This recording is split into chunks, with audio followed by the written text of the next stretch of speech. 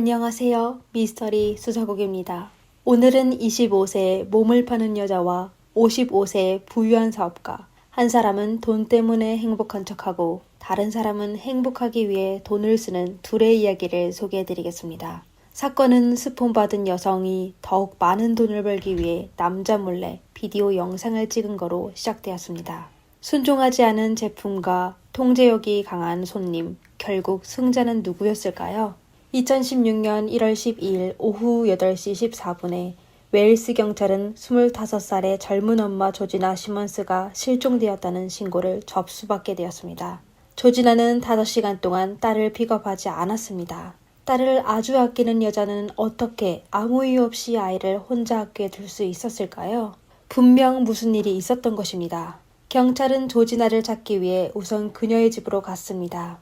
집에는 그녀의 55세 남자친구 피터 보건만 있었습니다.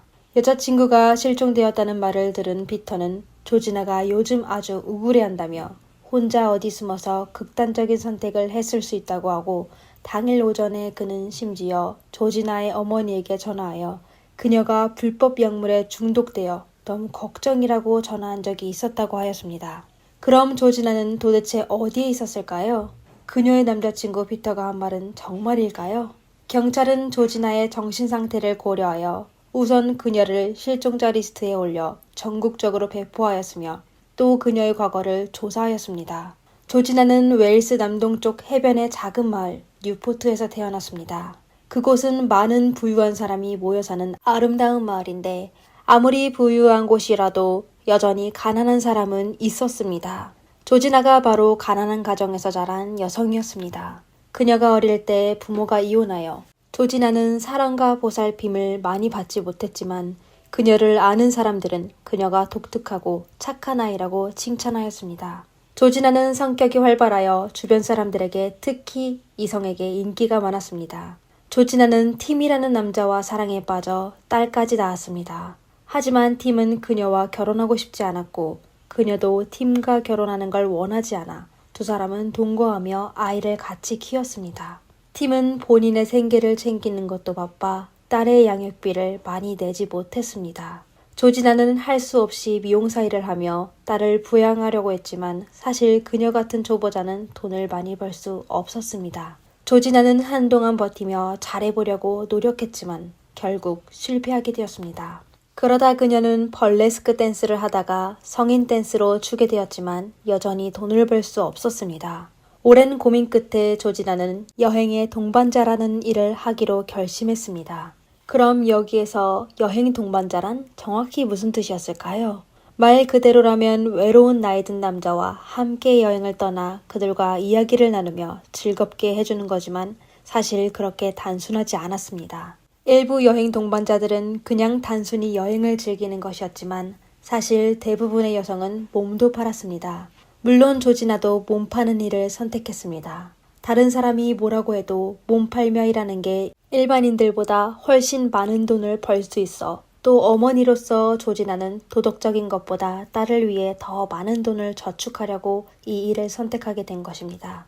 조지나는 고객과 사랑에 빠지게 되면 어떻게 해야 할지를 생각해 본 적이 없으며 그냥 돈만 벌고 싶어 했는데 2012년에 그녀가 50대 부자인 피터를 만나게 되어 삶이 바뀌게 되었습니다. 피터는 젊었을 때 건설업으로 돈을 벌다가 부동산을 하여 많은 돈을 벌게 되었습니다. 그는 불과 10몇 년 만에 1,000만 파운드의 재산을 갖게 되었습니다. 그는 한 여성과 결혼하여 두 딸을 낳아 행복하고 화목한 가정을 꾸려나갔습니다. 사람들은 그가 사업에 성공하고 또 가정도 잘 운영하고 좋은 남자라고 했습니다. 하지만 모든 남자가 돈만 있게 되면 나빠지는 것과 같이 피터도 마찬가지였습니다. 특히 그가 은퇴하게 된 후 그의 삶은 더욱 지루해지고 삶의 의미를 찾지 못하게 되었습니다. 그는 삶에 대한 희망을 되찾기 위해 젊었을 때 즐기던 오토바이, 스포츠카, 헬리콥터, 심지어 군에서 태역 탱크를 거액으로 구매하였습니다. 하지만 그 모든 건 그의 공허함을 채울 수 없었습니다. 그러다 얼마 후 피터는 온라인에서 여행 파트너를 찾아 같이 여행하는 서비스가 있다는 걸 알게 되었습니다. 돈만 있으면 본인이 원하는 타입의 젊은 여성과 같이 여행을 다닐 수 있다는 것입니다. 피터는 신세계를 발견한 것 같이 달마다 몇 명의 여성과 함께 여행을 떠났습니다. 그러다 피터는 조지나를 만나게 되었습니다. 처음 두 사람은 단순한 비즈니스 관계였는데요. 한 사람이 비용을 지불하고 다른 한 사람은 서비스를 제공했습니다. 조지나의 서비스가 아주 좋아 피터는 그녀의 단골이 되었습니다. 그러다 시간이 지나며 피터가 원하는 게 점점 더 많아졌습니다. 그는 조지나의 몸뿐만 아니라 그녀의 마음도 원하며 평생 그녀와 함께 있으며 그녀의 주인이 되고 싶어 했습니다. 2013년에 발렌타인데이에 피터는 아내를 만나지도 않고 꽃을 구매하여 조지나를 만나러 갔습니다. 그의 아내는 남편의 외도 사실을 알게 되자 그날 집을 나갔습니다. 이에 피터는 슬퍼하기는커녕 오히려 기뻐하며 조지나와 놀러 갔습니다. 물론 그는 조지나에게 비용을 지불해야 했습니다. 피터는 조지나를 기쁘게 하려고 그녀에게 고급 자동차를 선물하고 성형 비용을 대주며 또 헬기를 태워 하늘에서 도시를 구경하게 해줬습니다. 그리고 조지나가 다른 남자를 못 만나게 하기 위해 피터는 본인의 집 근처에 있는 저택을 구매하여 조지나가 딸과 함께 무료로 살게 했습니다. 그것뿐만 아니라 그는 또 조지나에게 매월 1만 파운드, 하나로 약 1,700만 원의 스폰 비용을 지불하여 딸을 키우게 했습니다. 피터는 조지나에게 돈만 주기만 하면 적어도 조지나가 그 돈을 쓸 때는 본인을 생각했을 거라고 믿었습니다. 그러다 시간이 지나며 피터는 본인이 조지나의 마음을 완전히 얻게 되었다고 생각하게 되었습니다. 심지어 본인이 더 이상 조지나의 고객이 아니라 그녀의 인생에서 가장 사랑한 사람이라고 착각했습니다. 하지만 조지나는 피터를 고객으로만 봤지 다른 생각은 해본 적도 없었습니다. 그녀에게 팀이라는 남자친구가 있어 피터가 돈으로 서비스를 구매하는 고객으로만 여겼으며 그가 웃었으면 돈을 지불해야 한다고 생각했습니다. 여기서 언급해야 할 건 조지나의 남자친구 팀은 조지나가 하는 일을 잘 알고 있었습니다. 남자로서 그는 여자친구의 직업이 마음에 들지 않았지만 그녀의 수입이 많아 조지나가 피터에게 서비스를 제공하는 걸 모르는 척하였습니다. 물론 피터도 조지나의 남자친구에 대해 잘 알고 있었습니다. 하지만 돈이 많은 피터는 조지나가 분명 자신을 선택할 거라고 확신하였습니다. 2015년 이후 피터는 조지나에게 고급 승용차를 선물하고 지방 흡입 수술비를 대줬으며 또 그녀의 딸을 데리고 셋이서 해외여행을 떠났습니다. 피터는 조지나의 매력에 완전히 빠지게 되었습니다. 하지만 그의 사랑은 주인이 본인의 펫과 재산을 사랑하는 것과 같은 것이었습니다. 피터는 조지나를 고용한 거인데 무의식적으로 조지나가 본인을 사랑하고 있다고 생각하게 되었습니다. 근데 조지나는 왜 다른 고객을 선택하지 않았을까요?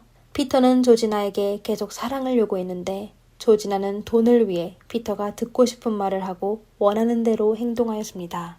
만약 피터가 상상 속의 사랑에 속지 않았다면 조지나의 행동에 사랑이 전혀 없다는 걸 알 수 있었을 것입니다. 그녀는 마치 고객센터의 상담원처럼 피터를 대행하고 항상 본인이 서비스를 제공했으니 그가 돈을 지급할 때가 됐다고 상기시켰습니다. 그녀는 피터와 영원히 같이 있을 거라는 생각을 해본 적도 없었습니다. 그녀는 심지어 피터가 다른 여성과 같이 여행 다니는 거에 아무렇지 않았습니다. 그냥 피터가 돈만 지불할 수 있으면 됐습니다. 조지나는 그냥 보다 많은 돈을 모아 남자친구 그리고 딸과 함께 행복하게 사는 걸 꿈꾸었습니다.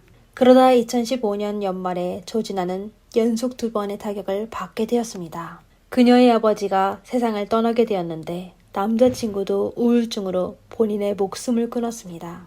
누구에게도 속심을 털 수 없게 된 조지나는 술을 마시고 또 마약을 복용하여 나날을 보내게 되었습니다. 이에 피터도 아주 슬퍼했는데 사실 그는 조지나가 몸을 망가뜨리면 본인을 대접할 사람이 없을까봐 슬프게 된 겁니다. 그는 조지나가 술과 마약을 끊게 하려고 최선을 다했습니다. 하지만 조지나는 술만 마시면 감정을 조절할 수 없게 되어 피터와의 고용관계에 더 이상 신경 쓰지 않고 피터에게 욕설을 퍼부으며 그를 쫓아냈습니다. 조지나는 평생 다른 사람의 펫으로 생활하기 싫었습니다. 그녀는 더 이상 돈 벌기 위해 매춘하기 싫었으며 그냥 자유를 되찾고 싶어 하였습니다. 조지나도 인간이고 아플 때가 있으며 또 딸과 함께 시간을 보내고 싶지 매일 노인의 얼굴만 보며 생기 없는 생활을 더 이상 보내기 싫어했습니다. 그녀는 그냥 인생을 즐기는 평범한 젊은 여성의 생활을 하고 싶었지만 피터는 24시간을 그녀와 함께하고 싶어 했습니다. 2016년 1월 조지나는 마약 과다 복용으로 병원에 입원하게 되었습니다. 피터는 사회복지기관에 연락하여 조지나의 건강이 너무 나빠 아이를 키울 수 없어 그들이 아이들을 위탁가정으로 보내줬으면 하였습니다.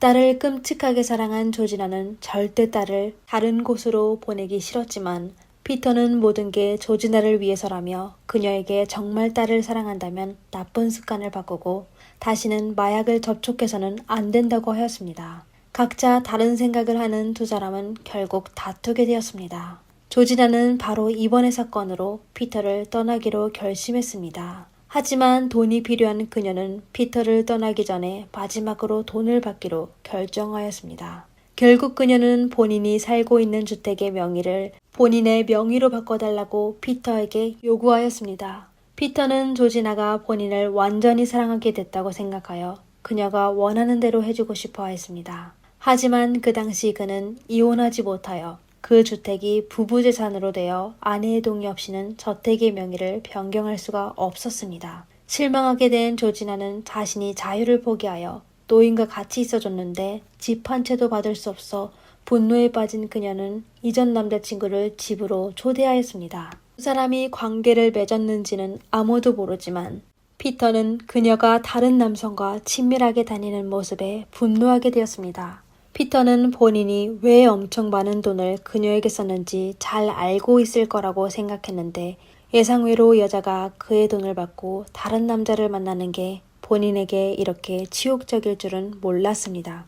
질투에 빠진 피터는 조지나가 살고 있는 저택의 구석구석에 몰래 도청 장비를 설치하여 그녀가 다른 남자를 집으로 데려갔는지 도청하기 시작했습니다. 그는 하루에 5시간만 자고 기타 시간을 전부 도청하는 데 썼습니다.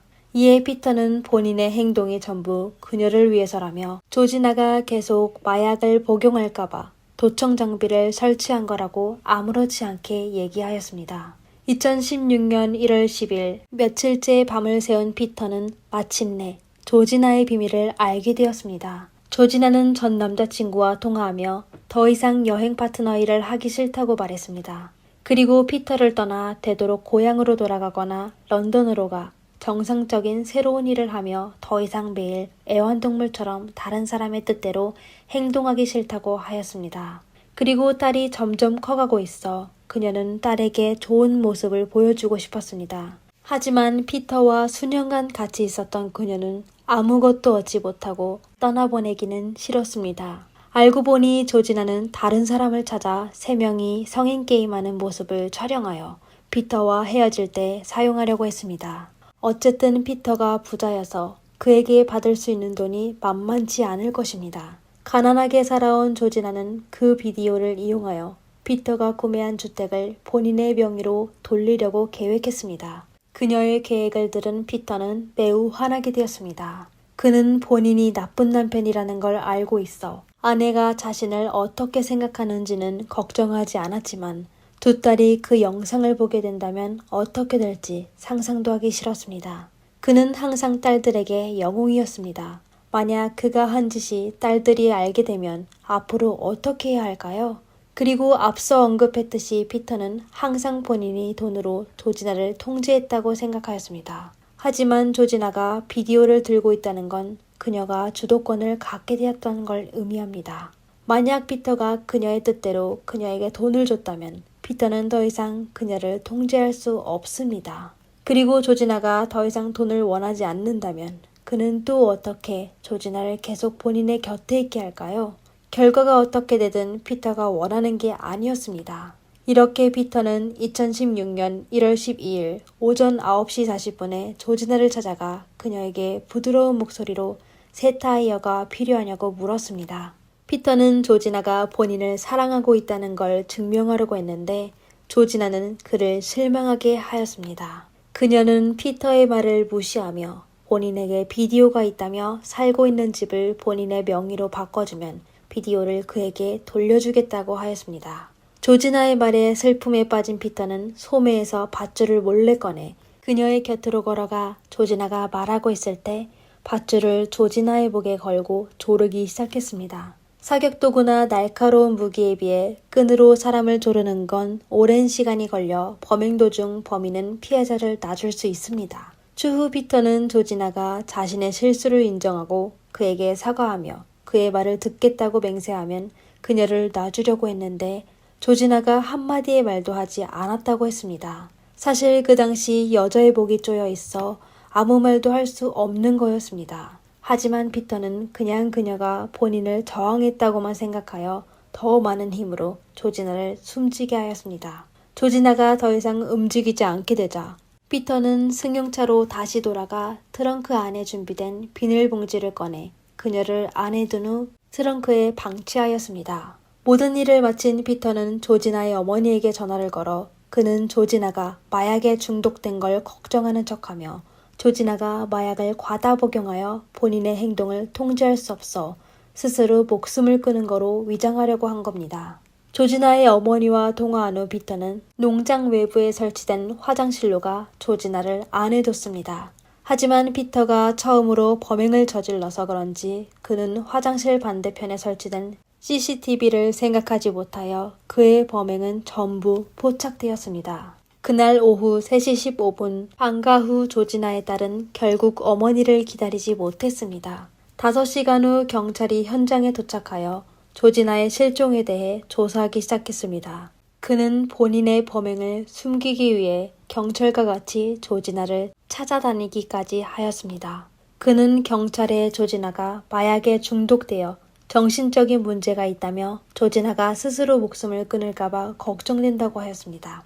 경찰은 조지나의 핸드폰을 추적하여 결국 피터의 차에서 핸드폰을 발견하게 되어 바로 피터를 유력한 용의자로 지목하여 그를 4시간 동안 신문했습니다. 경찰의 신문에 피터는 더 이상 참지 못하고 통곡하며 본인이 조지나를 해친 과정을 진술하며 경찰에게 조지나를 방치한 곳으로 데려갔습니다.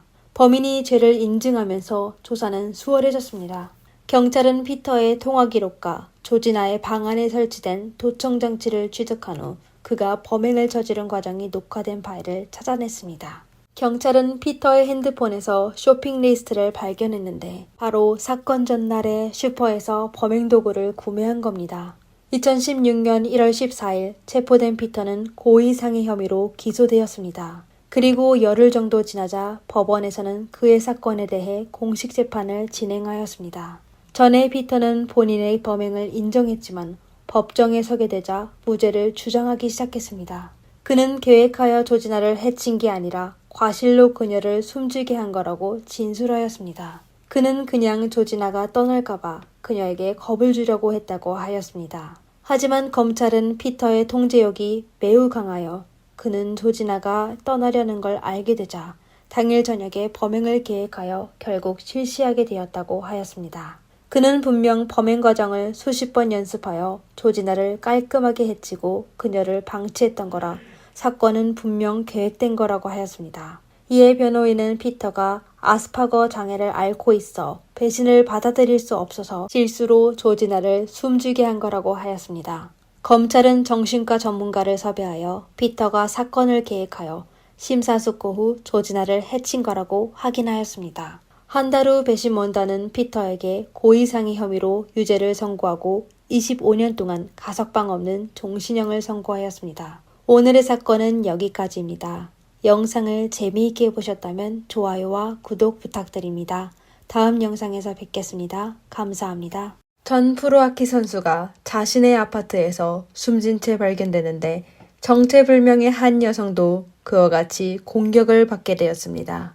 경찰은 처음 수사할 때부터 어려움을 겪게 됐는데 그 여자의 신원과 두 사람의 관계에 대해 누구도 모르고 있었습니다. 처음에 경찰은 강도 사건으로 추측하였지만 조사할수록 끔찍한 진실이 드러나게 됐습니다. 이 모든 게 단지 하나의 우연으로 시작되었는데 사실 범인의 계획은 그 사건 하나가 아니었습니다. 그럼 도대체 무슨 일이 있었던 걸까요? 안녕하세요 여러분, 미스터리 수사국입니다. 오늘 저희와 같이 이 사건에 대해 알아봅시다. 사건은 미국 캘리포니아주 뉴포트 비치에서 발생하였는데요. 뉴포트 비치는 캘리포니아 남서부에 자리 잡고 있으며 인구는 약 8만 5천 명이고 오렌지 카운티에 있는 도시이자 카운티에서 가장 발전된 도시 중 하나입니다. 주인공 데런 파치는 1980년 9월 12일에 태어나 캘리포니아 출신인 그는 벤투라 카운티의 전통적인 미국 가정에서 자랐습니다. 그러다 10대 때 데런은 아이스하키에 푹 빠지게 되어 아이스하키 선수가 되는 걸 꿈꾸었습니다. 그러다 지속적인 훈련과 체계적인 학습으로 데런은 마침내 어릴 적 소망을 이루게 되었습니다. 고등학교 졸업 후 그는 마이너리그 하키 선수가 되어 다음 8년 동안 데런은 여러 팀에서 일하여 꽤 좋은 성적을 얻었습니다. 그러다 2005년 25세 데런은 개인적인 사유로 선수 생활을 마감하고 고향 벤투라 카운티의 뉴포트 비치로 돌아가 금융 분야에서 일하기 시작했습니다. 이후 10년 동안 데런은 결혼한 적도 없고 여자친구도 사귀지 않았습니다. 그는 대부분의 시간을 혼자 보냈는데 새로운 친구를 사귀는 걸 거부하는 게 아니고 단지 자유로움을 좋아해서 뿐이었습니다. 그리고 데런은 가끔 외로울 때 임대한 아파트에서 이성과 데이트를 하기도 했습니다. 그러다 어느 날 밤에 한 평범한 만남이 데런의 삶을 끝냈습니다. 그와 한 여자가 아파트에서 관계를 맺는 중 사악한 강도가 나타나 그들을 숨지게 하였습니다. 2019년 4월 21일 주말이자 기독교 부활절의 저녁 9시쯤 현지 경찰서에서 신고 전화를 받게 되었는데 딘이라는 남자가 그의 룸메이트인 데런과 한 여자가 아파트에서 참사당했다고 하였습니다. 신고를 받은 경찰은 바로 사건이 발생한 아파트로 출동하여 현장을 봉쇄하고 조사하기 시작했습니다. 경찰이 2층 침실로 들어가자 끔찍한 범죄 현장을 목격하게 되었습니다. 데런과 한 여자가 알몸으로 침대에 누워 있었는데 시트는 붉게 물들어 있었고 두 사람은 전부 숨진 지 오래되었습니다. 조사 결과 데런과 그 여성은 전부 사격에 치명상을 입었습니다. 피해 여성의 상처는 머리 왼쪽에 있었고 피해자의 자서로 볼 때 그녀가 먼저 공격받은 거로 추측되었습니다. 데런은 침대 오른쪽에 넘어졌는데 한쪽 다리가 바닥에 닿아 있었는데 탈출하려던 중 사격을 받은 것 같았습니다. 경찰은 현장에서 범행 도구를 발견하지 못했고 범인이 남긴 생물학적인 증거도 발견하지 못했습니다. 사건 조사에 도움이 되는 유일한 단서는 침대판에 박힌 사격탄 뿐이었습니다. 하지만 사격자네가 발견되지 않아 경찰은 범행 도구가 유견발 사격도구며 범인이 범행을 저지른 이후 현장을 정리한 거로 추측하였습니다. 어쨌든 경찰은 사건을 조사하기 전 우선 여성의 신원을 확인해야 했습니다. 경찰은 여성의 소지품을 확인했지만 그녀의 신원을 확인할 수 있는 신분증을 찾지 못하고 휴대폰과 자동차 열쇠만 발견하였습니다. 휴대폰 잠금을 해제하고 차를 찾는 데 시간이 걸려 경찰은 우선 경찰에 신고 전화한 데런의 룸메이트 진에게 사건에 관해 물었습니다. 경찰은 한편으로 여성의 정체를 조사하고 또 한편으로는 딘에게 의심이 가서였습니다. 그는 사건 현장의 아파트를 마음대로 출입할 수 있으며 또 범행 현장을 가서 가장 먼저 발견한 사람이기도 하였습니다. 하지만 딘은 그 여자가 누군지 모른다며 두 사람이 언제 아파트로 들어왔는지도 몰랐다고 말했습니다. 딘은 지난 금요일부터 집을 떠나 그동안 여자친구의 집에 있었다고 하였습니다. 그러다 토요일 오전 11시쯤 그는 옷을 갈아입기 위해 집으로 돌아간 적이 있었는데 데런의 침실 문 밖에 여성용 샌들 한 켤레가 보였다고 했습니다. 그 당시 그는 데런이 이성과 데이트하고 있다고 생각하여 옷만 갈아입은 뒤 바로 여자친구의 집으로 돌아갔습니다. 다음 날 밤 9시경 그는 여자친구의 집에서 임대한 아파트로 돌아왔는데 데런의 문 앞으로 갔을 때 전날에 보게 된 여성용 샌들이 원래 자리에 있고 움직이지 않은 걸 발견하여 이상하다고 느껴진 그는 데런의 문을 살짝 밀어 열자 대성과 한 여자가 붉은 액체에 잠겨 침대에 누워있는 걸 목격하게 되었습니다. 그 당시 그는 너무 무서워 감히 두 사람의 상황을 살펴보지 못하고 바로 경찰에 신고 전화를 걸었습니다. 딘의 진술이 바로 확인되어 경찰은 그를 용의자 혐의에서 배제하였습니다. 다음으로 경찰은 피해자 여성의 신원을 파악하기 위해 데런의 친척과 친구들에게 연락하였습니다. 하지만 그들은 모두 데런이 최근에 여자친구가 있다는 소식을 들어본 적이 없다고 말하며 그녀가 누구인지 모른다고 하였습니다. 그 여성이 누구인지 아는 사람이 아무도 없어 경찰은 할 수 없이 여성의 자동차 열쇠를 들고 인근 주차장으로 가 모든 차량을 하나씩 테스트하여 결국 오랜 수색 끝에 마침내 여성의 승용차를 찾아냈습니다. 그리고 차량에 있는 운전면허를 통하여 그녀가 48세 웬디 밀러라는 걸 알게 되었습니다. 경찰은 피해자의 신원을 확인한 후 바로 그녀의 부모와 연락을 취하였습니다. 웬디의 부모는 충격을 받았으며 딸과 함께 피해가 된 대란에 대해 전혀 모르며 그들의 관계도 당연히 몰랐습니다. 하지만 웬디의 부모는 경찰에 웬디가 이혼했는데 전 남편과 양육권 분쟁을 겪고 있다는 유용한 단서를 제공하였습니다. 하지만 경찰은 제보로 추적했지만 아무런 이상한 점을 발견하지 못했습니다. 웬디의 전 남편은 콜로라도에 살고 있으며 사건 당시 그는 충분한 알리바이를 갖고 있었습니다. 이에 경찰은 웬디의 전 남편도 피의자 혐의에서 배제하였습니다. 이어 경찰은 웬디와 대런의 관계에 대해 수사하기 시작하여 웬디가 금요일 밤에 친구와 함께 술집에 갔었다는 사실을 알게 되었습니다. 그 친구는 웬디가 그날 밤 바에 낯선 남자를 만났다고 경찰에 진술했는데 그 남자가 바로 피해가 된 대런이고 사전에 서로 모르는 사이라고 하였습니다. 그날 밤 웬디와 대런은 즐거운 대화를 나눴으며 누구와도 갈등이 없었습니다. 그러다 새벽 1시쯤 두 사람은 좀 더 같이 있기로 하여 같이 술집을 떠나고 그로부터 그녀는 누구와도 연락하지 않았습니다. 웬디 친구의 진술로 경찰이 계속 풀리지 않은 문제가 해결되었습니다. 피해자 2명은 서로 전혀 모르는 낯선 사람일 뿐이고 육체적인 관계로 인연을 맺게 된 것입니다. 경찰은 두 사람의 관계를 파악했지만 사건 수사는 여전히 아무런 진전이 없었습니다. 용의자가 없어 경찰은 다른 방법으로 새로운 단서를 찾기 시작하였습니다. 이때 그들은 사건 현장에서 발견된 사격탄을 떠오르며 사건 현장 정리하는 수법으로 범인이 전문적이며 전과가 있을 가능성이 높은 걸로 추측해 그들은 최근에 발생한 유사한 사격 사건이 있는지 확인하기 위해 오렌지 컨트리 전역의 경찰서로 연락하여 협조 요청하였습니다. 그러다 이틀 후 경찰은 어바인 경찰서로부터 중요한 정보를 받게 되었습니다. 4월 21일 이른 아침에 웬디와 대런이 참변을 당하고 몇 시간 뒤에 어바인에서도 사격 사건이 발생했었습니다. 한 남성이 사격 도구를 들고 발코니에서 한 주민의 집으로 침입하려고 했는데 그 집의 여주인에게 발견됐습니다. 여주인은 큰 소리를 지르기 시작하며 바로 발코니의 미닫이 문을 잠갔습니다. 남자는 계획이 실패하여 아주 분노하여 집안을 향해 여러 차례 사격하고 바로 현장을 떠났습니다. 여주인의 진술에 따라 그 남자가 170cm 정도의 키에 중형 체격의 아프리카계 남성이란 걸 알게 되었습니다. 그리고 그 당시 그는 6연발 사격도구를 들고 검은 옷을 입고 있었습니다. 어바인 경찰은 사건 현장을 조사하며 벽에 박혀있는 사격탄을 찾아 그 사격탄이 대런 사건에서 발견된 것과 똑같은 타입이란 걸 발견하였습니다. 이에 경찰은 두 사건의 사격탄을 실험실로 보내 확인하여 2개 사격탄의 발사체 탄도 흔적이 정확히 동일하다는 걸 알게 되었습니다. 두 사건은 분명 같은 범인이 저지른 짓입니다. 이어 두 경찰서의 경찰은 합동 수사를 하게 되었습니다. 그들은 범인이 계속하여 범죄를 저지를 가능성이 높다고 판단하여 그들은 마지막 범죄가 발생한 장소에 대규모의 경찰력을 배치하여 그 남자가 다시 범죄를 저지르는 걸 기다려 체포하려고 하였습니다. 결국 경찰의 추측이 맞았습니다.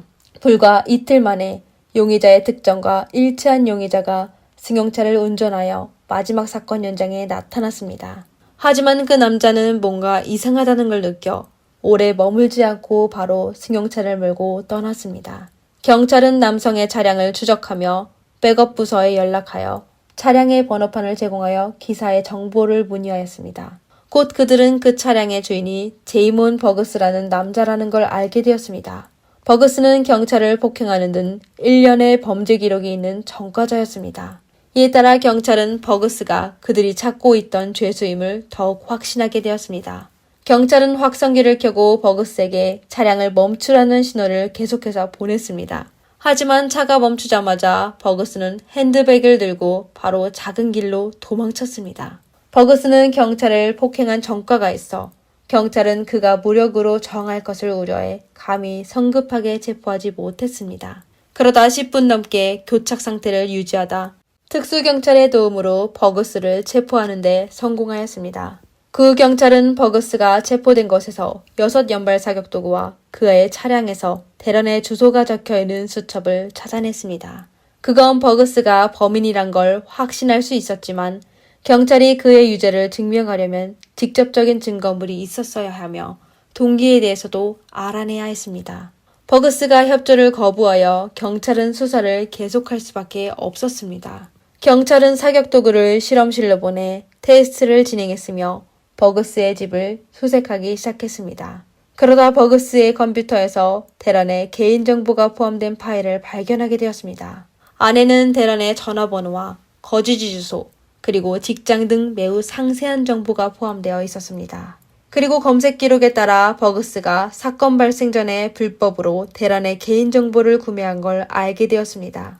이와 동시에 경찰은 한 주민으로부터 제보 전화를 받았는데 그는 버그스의 체포 소식을 접한 뒤 그가 얼마 전 본인의 아파트 근처에 자주 나타났던 이상한 남자와 닮아 CCTV를 다시 확인하여 그 남자가 바로 체포된 버그스라는 걸 알게 됐다고 하였습니다. 경찰은 그 제보를 추적하여 제보자가 살았던 아파트가 한때 대런도 살았던 아파트라는 사실을 알게 되었습니다. 모든 단서는 버그스가 대런을 찾고 있었으며 범죄 동기가 복수일 가능성이 높다는 걸 알 수 있습니다. 경찰은 두 사람의 사이에 어떤 원한이 있는지 확인하기 위해 다시 대런의 룸메이트 딘을 찾아갔습니다. 딘은 버그스를 모른다며 대런이 전에 그에 대해 언급한 적도 없지만 사건이 발생하기 직전에 대런은 의문의 남자로부터 여러 차례 협박 전화를 받은 적이 있다고 하였습니다.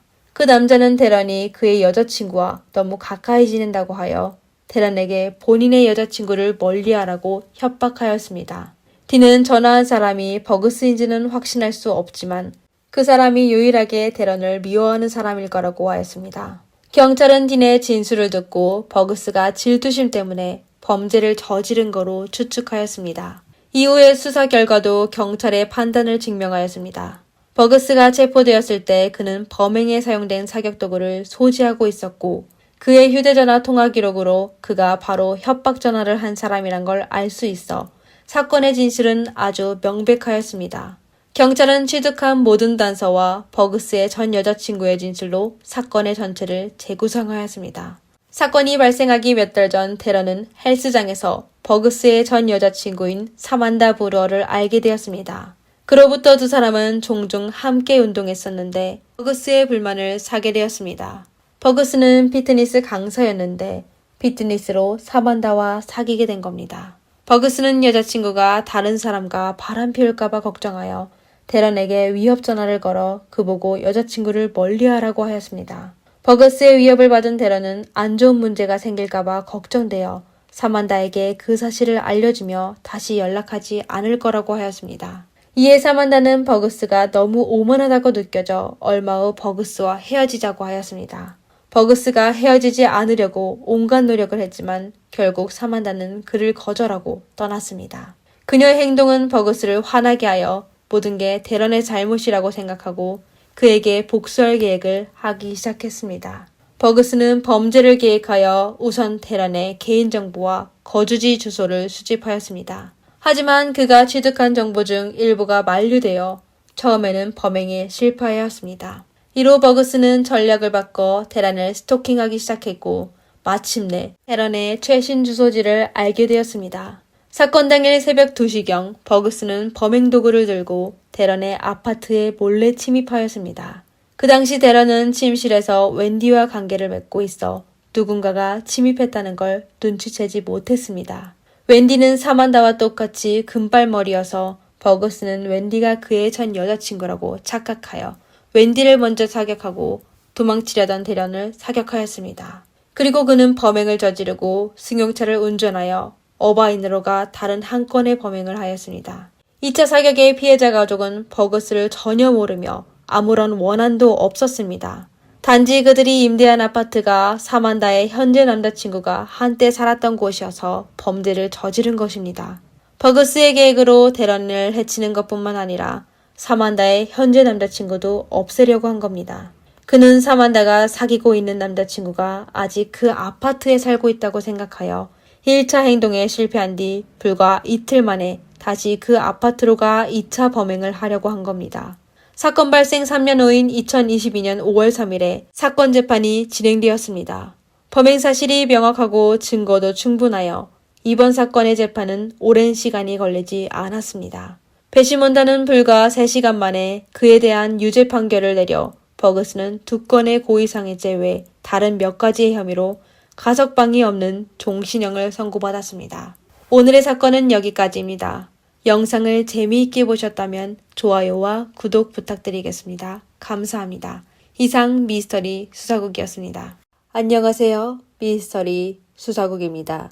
2023년 9월 30일은 추석되었습니다. 새벽 4시 30분쯤 워싱턴주 벨뷰에 있는 경찰서에서 신고 전화를 받게 됐는데 108번 고속도로와 520번 고속도로 교차로에서 심한 교통사고가 발생했다고 하였습니다. 경찰은 바로 현장에 도착했는데 온갖 교통사고를 목격한 경찰도 눈앞에 벌어진 광경에 충격을 받게 되었습니다. 도로에는 아주 긴 타이어 자국이 있었으며 길가의 두꺼운 시멘트 가드레일은 부서져 있었습니다.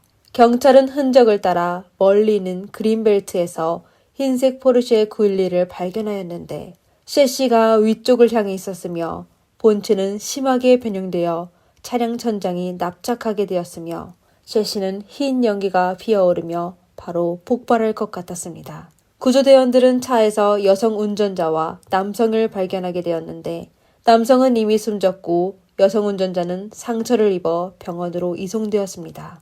경찰은 음주운전으로 인해 발생한 사고라고 하였습니다. 현장에 따르면 사고의 주요 원인은 운전자의 판단력 부족으로 인한 거였습니다. 사고당한 두 사람은 전부 중국 사람이며 젊은 나이에 좋은 직업을 갖고 있었습니다. 피해자는 27세의 틱톡의 엔지니어였습니다. 26세 여성 운전자는 애플 프로그래머 일을 하고 있었는데요. 음주운전과 과속으로 한 명은 그 자리에서 숨지게 되었고 한 명은 위독한 상태에 처하게 되었습니다. 사실 이번의 사건은 복잡하고 기괴한 형사사건이 아닙니다. 경찰은 이미 젊은 운전자가 자신의 실수에 큰 대가를 치를 것으로 판단하였으며 비참한 사고라고 생각하였습니다.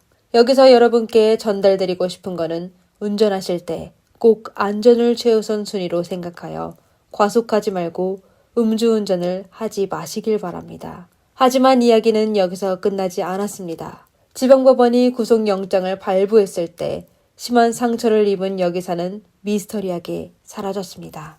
그러다 중국인 네티즌들이 그녀가 사고 발생 이후 처형을 피하고자 중국으로 도피했다는 소식을 SNS에 폭로하였습니다. 그것뿐만 아니라 피해 남성의 친구는 여기사가 남자친구가 세상을 떠난 소식을 숨기려고 수많은 거짓말을 했다고 하였습니다. 그녀는 두 사람을 알고 있는 사람들에게 남자친구와 괜찮게 있다고 거짓말을 하며 한편으로 거액의 달러를 중국 화폐로 교환하여 도피를 준비하였습니다. 더욱 충격적인 것은 그녀는 경찰의 피해자의 신원을 숨기며 경찰에게 제공하는 걸 거부하였습니다. 이에 경찰은 할 수 없이 다른 방법을 찾아 피해자의 신원을 확인해야 했습니다. 이에 따라 피해자의 부모는 오랜 시간이 지나고서야 아들이 세상을 떠났다는 사실을 알게 되었습니다. 사람들에게 알려진 이러한 내용으로 이번 교통사고는 현지 중국계 미국인들 사이에서 센세이션을 일으켰으며 여기사에 대해 비난하게 되었습니다. 이번 사건이 주목받게 된 이유는 사고가 아주 심각했으며 운전자인 여성이 도피한 데다가 그녀가 또 인플루언서였기 때문입니다. 그녀는 젊고 아름다웠으며 심지어 좋은 직업을 가지고 있었으며 평상시 본인의 SNS에 여유로운 삶을 자랑해왔습니다. 오늘은 지금까지 수집된 정보를 바탕으로 이번 교통사고의 원인과 사건의 전개 과정을 정리해 보겠습니다. 이번 영상의 자동차 사고 부분은 미국 언론과 법원의 문서 그리고 경찰이 제공한 것이며 나머지 부분은 인터넷과 팬들이 노출하고 분석하여 지금까지 확보한 정보입니다. 10월 5일에 경찰이 서명한 사고 판정서에 따라 우선 사고 과정에 대해 알아봅시다. 9월 30일 토요일 오전 3시 44분경 사고 차량은 워싱턴주 벨뷰 시내에서 520번가로 향하던 중 발생하였습니다. 26세 예팅은 2020년형 흰색 포르쉐 911을 운전했고 같이 차에 있던 사람은 나중에 27세 류이버로 확인되었습니다. 예팅은 시속 145km의 속도로 108번 고속도로에서 운전하고 있었는데요.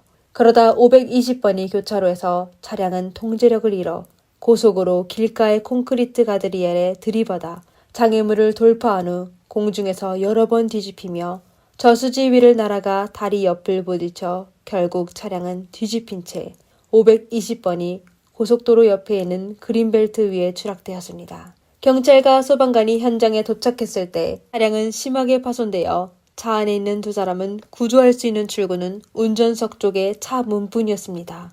그들은 우선 운전석에 있는 예팅을 구출한 후 차 안으로 들어가 류이바오의 안전벨트를 끊어 그를 어렵게 조수석에서 끌어냈습니다. 두 사람의 상황을 확인한 결과 류이바오는 현장에서 세상을 떠났고 예팅은 살아남게 되었는데 응급조치한 소방대원 앤드류는 예팅의 입에서 알코올 냄새를 맡게 되었습니다. 그리고 응급대원 사와야도 똑같은 냄새를 맡게 되었습니다. 예팅은 구급차를 타고 하버뷰 메디컬 센터로 이송되었으며 경찰은 수색영장을 신청하여 예팅의 신체 알코올 농도 보고서를 확보하였습니다. 벨뷰의 교통 영상은 예팅의 교통사고와 사고 발생 직전인 112번가와 24번이 교차로에서의 운행 상황을 전부 녹화하였습니다. 워싱턴 경찰서의 니그렌 형사는 예팅이 112번가와 24번가에서 운전하고 있을 때 시속 148km에 도달했으며 108번 고속도로에 도착했을 때는 이미 시속 151km의 속도에 도달했다고 하였습니다. 차량이 통제력을 잃게 되자 차량은 옆으로 쏠려 운전석이 있는 면이 앞으로 달려가게 되어 시속 146km로 콘크리트 가드레일에 부딪히게 되었습니다. 현장에서 타이어 자국이 뚜렷하게 남았는데 흔적으로 봐서 차량은 남쪽 방향 차선에 있었지만 사실 당시 예팅은 북쪽으로 운전하고 있었습니다. 니그렌 형사는 사고 당시 도로가 건조했고 예팅의 차가 가드레일과 충돌하기 전에 충돌한 흔적이 없었다고 말했습니다. 이에 기상 요인이나 도로 상황이 사고에 영향을 미치지 않았다는 겁니다. 그리고 112번 도로와 108번 도로의 제한 속도는 시속 48km였습니다. 즉 사고 발생 당시 예팅의 운전 속도는 그 당시 제한 속도의 3배를 넘었습니다. 그런 고속도의 벽에 부딪힌 후 운전자가 살아남을 수 있는 건 정말 운이 좋은 거였습니다. 어떤 네티즌은 이 기회를 빌려 포르쉐의 안정성을 토론하기도 했는데 오늘의 사건에는 이에 대해 논의하지 않겠습니다. 그 사고 인정서에 따르면 예팅이 워싱턴주 개정법의 42장 61절 524절을 위반하여 차량으로 사람을 숨지게 한 증거가 충분하였습니다. 법에 따르면 그 범죄는 3가지의 상황으로 구분되었는데요. 하나는 일부러 사람을 숨지게 하는 것, 즉 자동차를 운전할 때 교통법이나 기타 법률을 위반하여 타인을 숨지게 하는 경우, 두 번째는 음주운전이나 약물에 취한 상태여서 운전하여 타인을 숨지는 경우, 그리고 세 번째는 거친 운전으로 타인의 안전을 무시하는 행위입니다. 위 3가지 상황 중 어느 것이든 예팅의 범행에 해당할 수 있습니다. 시애틀 검찰은 경찰이 제시한 사고 인정보고서에 따라 워싱턴주 고등법원에 예팅을 자동차 상해 혐의로 체포영장을 요청하였습니다. 검찰은 사건 요약서에 아래와 같은 몇 가지 사항을 제시하였습니다. 우선 피고인의 부상으로 경찰은 현장에서 그녀에게 신문할 수 없었다. 하지만 사고 발생 3시간 후 피고인의 알코올 농도 측정하는 영장을 요청하여 승인받아 법의학자는 그녀의 체액 샘플을 확보하여 사무실로 가져가 테스트를 진행했다. 두 번째 류 씨는 심한 부상으로 현장에서 바로 숨지게 되어 킹컨트리 포렌식 센터로 이송되었다. 그리고 피고인이 류 씨에 관한 정보를 경찰에 제공하지 않아 경찰은 그의 시애틀 직장을 통해 그의 직계 가족에게 그가 세상 떠났던 소식을 알려야 했다. 세 번째 피고인은 2021년 2월 12일에 운전면허를 취득하였다. 이번 사고 전에 교통법이나 형사법을 위반한 이력이 없다. 그녀가 운전한 차량은 2020년형 포르쉐 911로 가격은 약 9만 7천에서 13만 3천 달러, 하나로 약 1억 2천만 원에서 1억 7천만 원이다.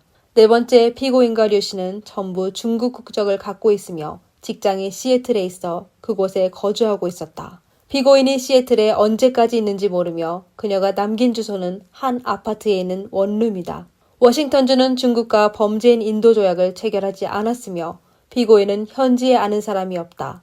검찰은 보고서에 따라 예팅의 보석금을 200만 달러, 하나로 약 26억 원으로 또 피고인에게 여권을 반납하고 운전 금지하며 법원의 허가 없이 워싱턴주를 떠나지 못하게 했습니다. 만약 피고인이 보석금을 지불하지 않으면 자택에 구금되어 전자족세를 채우고 알코올 남용 여부를 감시하는 걸 법원에 신청하여 10월 9일에 고등법원의 승인을 받게 되었습니다. 판사는 체포영장을 발부하고 보석금을 200만 달러로 책정하는 거에 동의하고 보석금을 지불하지 않으면 피고인은 재판이 진행될 때까지 구금해야 했습니다. 하지만 워싱턴 경찰이 체포영장을 들고 예탕이 입원한 병원으로 달려갔을 때 예탕은 이미 병원에서 퇴원하여 어디로 갔는지 행방불명이었습니다. 얼마 지나지 않아 사람들은 SNS를 통해 시애틀에서 일하는 한 여성 프로그래머가 음주운전으로 남자친구를 숨지게 하여 몰래 중국으로 도피했다는 글을 올려 인터넷에서 센세이션을 일으켰습니다.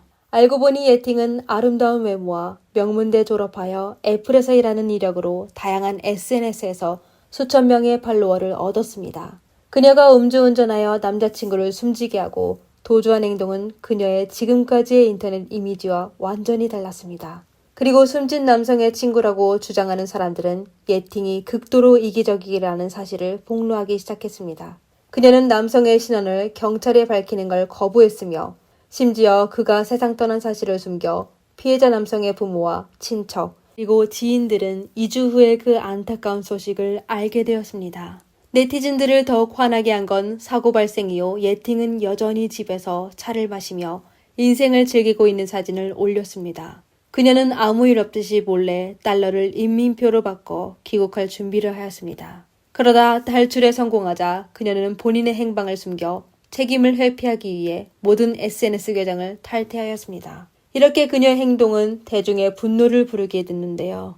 그러나 이때 갑자기 수많은 인도 블로거가 나타나 유튜브 플랫폼에 예팅이 병원의 응급조치에 실패하여 그녀가 교통사고로 숨지게 됐다고 하였습니다. 이 갑작스러운 상황으로 모두가 혼란에 빠지게 되었습니다. 도대체 누구의 말이 진짜였을까요?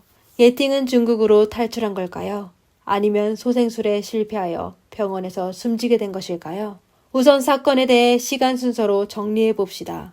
교통사고는 9월 30일 발생하였고 10월 9일 구속영장이 발부되었습니다. 만약 예팅이 정말 탈출했다면 그녀는 교통사고 불과 8일 만에 부상한 상태에서 항공권을 예약하고 미국에서의 모든 일을 처리하고 10시간 넘게 비행기에 탑승하여 중국으로 돌아가야 합니다. 정말 그런 가능성이 있을까요? 사실 예팅에 대한 체포영장은 10월 9일에서야 시스템에 입력되었습니다. 다시 얘기하자면 그녀는 확실히 국경을 지나 미국을 떠날 수 있다는 겁니다. 하지만 그녀의 몸 상태로 볼 때 심한 상처를 입은 그녀는 미국을 떠날 수 있었을까요? 특히 10월 2일 그녀가 병원에서 니그렌 형사에게 신문받은 라이브 영상을 보고도 말입니다. 그녀가 실제로 중국으로 탈출했다는 사실을 믿기 어려울 정도입니다. 영상으로 봐서 그녀는 일어나 도망갈 수 있는 정도가 아니었습니다. 그날 니그렌 형사와 그의 동료들은 처음 하버뷰 메디컬 센터로 가 예팅을 신문하려고 했습니다. 영상을 보시면 그 당시 예팅은 응급병동에 있었던 겁니다. 당사자의 개인정보 보호를 위해 해당 영상의 일부는 가려져 있습니다. 하지만 예팅이 심한 상처를 입었다는 건 확실히 볼 수 있습니다. 그녀의 오른팔은 겨드랑이부터 손목까지 붕대를 감고 있었으며 목에는 목보호대가 있었고 코에는 호흡관이 꽂혀 있었습니다. 그리고 그녀의 목소리는 약하고 일관성이 없었지만 의식은 있었습니다. 다음은 예팅과 니그렌 형사의 대화 내용인데 우선 그는 본인의 신원과 방문 목적을 밝혔습니다. 이때 예팅은 한 명의 남성 친구를 곁에 있어달라고 하며 지지를 받으려고 했습니다. 처음 남자는 예팅의 옆에 있었다가 경찰이 도착하여 신문하려고 할 때 카메라 밖으로 물러섰습니다. 예팅의 요청에 경찰은 예팅의 남성 친구가 그녀의 병상 옆에 계속 서 있는 걸 동의했습니다. 두 사람의 관계가 어떻게 되는 거는 중요한 게 아니었습니다. 예팅은 경찰이 신문하기 전 아주 긴장한 것처럼 보였습니다. 그러다 니그렌 영사가 10월 2일 오후 2시 2분에 신문 시작한다며 예팅에게 우선 미란다 원칙을 읽었습니다. So today is October 2nd, 2023, and it's about 2:02 p.m. This is Detective Nygren with the City of Bellevue Police Department. This interview is regarding case number 2023 53397. I am interviewing Ting Lee. Ting, can you spell your name for me, please? My name is Ting Ye. Ye. Are you able to spell that for me? Tingye. Okay. 니그렌 형사는 예팅에게 그녀의 권리를 알린 후 몇 가지 질문에 자발적으로 답변할 수 있냐고 물었습니다. 이에 예팅은 오늘 신문에도 변호사를 저의 대변인으로 질문에 대답하게 할 수 있을까요? 라고 물었습니다. 이후 양측의 대화는 주로 변호사를 선임하는 방법에 집중되었습니다. 경찰은 예팅에게 온라인에서 변호사를 찾을 수 있으며 또 국선 변호인을 요구하여 자신을 대변할 수 있다고 하였습니다. 이번의 조사는 그날 오후 2시 10분경에 종료하였습니다. 경찰은 교통사고와 관련된 아무런 문제도 묻지 못했습니다. 예팅은 경찰이 미란다 원칙을 읽은 후 바로 변호사를 섭외하여 자신을 대신하여 모든 질문에 답변하게 하였습니다. 그 당시 예팅의 의식은 아무 문제 없어 보였는데요. 하지만 그녀의 다친 부위는 단기간에 완치되지 않을 것 같지 않아 그녀가 중국으로 도피했는지는 아무도 몰랐습니다. 그동안 중국과 인도 네티즌들의 폭로만 봐왔을 뿐 경찰로부터 공식적인 통보를 받은 적이 없었기 때문이죠. 그러다 10월 27일 됐을 때 모든 의문이 풀리게 되었습니다. 벨뷰 경찰은 예팅이 중국으로 도피하여 국제수색을 시작했다고 하였습니다. 워싱턴주 공공정보 담당관인 세스 타일러는 현지 매체의 인터뷰를 받아 세부 사항을 밝혔습니다. 우선 두 사람이 교통사고를 당한 시간은 새벽 3시 45분쯤입니다. 그러다 45분이 지나고서야 한 행인이 사고 현장을 목격하게 되어 경찰에 신고했습니다. 그리고 경찰이 현장에서 확인한 브레이크 자국으로 계산한 거에 따르면 사고 전 차량의 주행 속도는 시속 160km를 넘었습니다. 가장 중요한 건 누군가가 예팅을 시애틀에서 캐나다 밴쿠버까지 데려가 또 그녀를 밴쿠버에서 중국으로 데려갔다는 겁니다. 그리고 그 사람이 누구인지에 대해서는 경찰은 아직 조사 중이었습니다. 하지만 확실한 건 그가 누구든 엄격한 법적 처벌을 받게 될 것입니다. 어떤 사람은 경찰이 체포영장을 늦게 발부하는 거에 의심하였습니다. 그리고 병원에 있을 때 왜 경비하는 사람을 파견하지 않아 부상한 사람을 탈출하게 했을까요? 세스는 한 인터뷰에서 이에 대해 답변하였습니다. 우선 구속영장을 발부하는 건 일정한 절차가 필요하여 경찰이 하고 싶은 대로 할 수 있는 게 아닙니다. 앞서 말했듯이 우선 경찰이 사고 인증서를 제출하고 나서 검사가 인증서에 따라 법원에 영장을 신청서를 요청하고 법원이 검찰의 요청에 동의하여 구속영장을 발부합니다. 절차대로 해야 한다는 말인데요. 두 번째는 예팅이 계속 협조를 거부하였습니다. 심사받을 때 반드시 변호사가 참석하여 모든 질문에 대신 대답했었습니다. 따라서 경찰은 따로 사건을 조사하여 충분한 증거를 수집한 후 사고 인증서를 제출할 수밖에 없었습니다. 인정서가 발급되고 법원이 체포영장을 발부할 때 예팅은 이미 병원에서 퇴원하여 도피하였습니다. 더욱이 예팅이 병원에서 퇴원했을 때 그녀에 대한 체포영장이 없어 병원에서는 경찰에 알리지 않았습니다. 그럼 경찰은 왜 사람을 파견하여 예팅을 감시하지 않았을까요? 그건 경찰도 심하게 다친 예팅이 도망칠 수 있을 거라고 생각하지 못해서입니다. 아래는 세스가 했던 말입니다. 예팅이 심하게 부상당해 저희는 그녀가 당분간 태어날 수 없을 거라고 생각했습니다. 따라서 저희가 인력을 파견할 필요가 없다고 판단하게 된 겁니다. 경찰의 얘기는 어느 정도 도리가 있었습니다. 심한 교통사고를 당하여 호흡관과 붕대, 목보호대를 차고 있는 여자가 짐을 챙겨 차를 타고 미국 국경을 넘어 비행기에 탑승하여 10시간 넘게 중국으로 돌아갈 수 있을 거라고 누가 상상할 수 있을까요? 예팅의 탈출이 워싱턴 경찰에게 깊은 인상을 남겼는지 궁금합니다. 앞으로 중국 여성 용의자를 만났을 때 그녀가 아무리 심한 상처를 입어도 무조건 인력을 파견하여 그녀를 감시해야겠죠? 예팅이 심한 부상에도 중국으로 도피하는 건 그녀가 저지른 범죄는 중국에서 받는 처벌이 미국에서 받는 처벌보다 훨씬 가볍다는 걸 잘 알고 있다는 겁니다. 조사에 따르면 워싱턴주에서 차 사고로 사람을 숨지게 했을 때 A급 중범죄에 해당합니다. 전과가 없는 사람도 유기징역 6년 6개월에서 8년 6개월에 벌금 5만 달러, 하나로 약 6,500만 원을 지불해야 했습니다. 하지만 중국에서 음주운전으로 사람을 숨지게 했을 경우 교통사고로 처형하여 3년 이하의 유기징역만 받을 겁니다. 어떤 사람은 누군가가 예팅에게 기띔하여 그녀가 짧은 시간에 중국으로 탈출하기로 했다고 하였습니다. 심지어 누군가는 예팅의 아버지가 중국에서 검사 일을 한다고 했지만 사실 이에 관해 확인할 수 없었습니다. 사실 다른 사람이 그녀에게 얘기하지 않아도 인터넷을 통해 워싱턴에서 교통사고로 사람을 해쳤을 때 절 형량을 확인할 수 있습니다. 그리고 그 정보는 보통 워싱턴주의 형사사건을 변호하는 변호사가 광고에 자주 사용하는 내용이기도 했습니다. 그리고 광고가 끝날 때 변호사는 또 보통 정부는 사건이 발생하고 바로 A급 상해로 혐의를 제기하지 않습니다. 경찰은 검찰과 사건에 대해 수사해야 하며 모든 증거와 시험 성적서 취득해야 합니다. 일부 관할 지역에서는 교통사고로 사람을 해친 사건을 법원에서 재판하는데 몇 개월이 걸립니다.